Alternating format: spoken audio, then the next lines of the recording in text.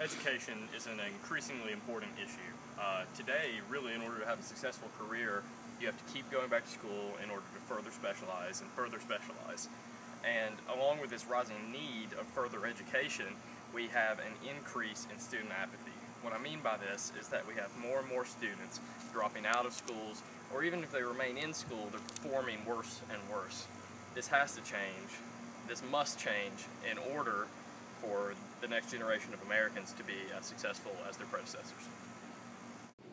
All right, so we're here today with Mr. Zach Atwell. He's a person I know to be a high-level student who is very dedicated to what he does and a pretty nice guy as well. So how are you doing, Zach?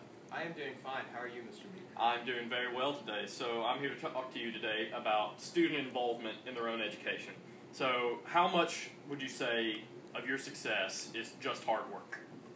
I would say that around 98% of my success in school is due to hard work. That much? That much. So obviously, 98% of your success, you're a successful student, you have to spend some time at what you're doing. So how many hours a night would you say you spend on your homework? I would say a conservative estimate would be around 2 hours. Really? Okay. Well, and that's a fairly significant amount of time. So compared to the average teenager, quite a bit. No, right, but it's obviously paying off for you. You're a successful student. You're a high-level student. So, advice to other teenagers: would you recommend 2 hours a night, or I would recommend 2 hours a night. It's just enough to where you can successfully study, but it's not too much that you burn out. Okay, and you don't consider yourself to burn out that often. You feel that's comfortable. That's very comfortable. That's very comfortable. You have all the time to do anything else you might want to do that's fun, like playing Grand Theft Auto or doing anything like that? Yeah, I live the life of a normal teenager, except that every night I put 2 hours of studying. So you see, it's not that bad. You can take control of your own educational life, spending a fairly minimal, in the grand scheme of things, amount of time every night. So thank you, Mr. Atwell, for your time. Oh, thank you.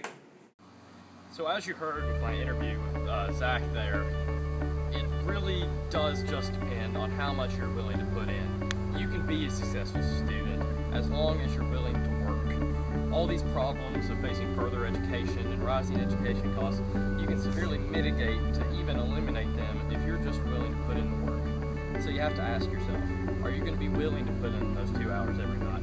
Are you going to be willing to maybe skip an event that you want to do in order to be a successful student? That's the question you have to ask yourself. So thank you for your time.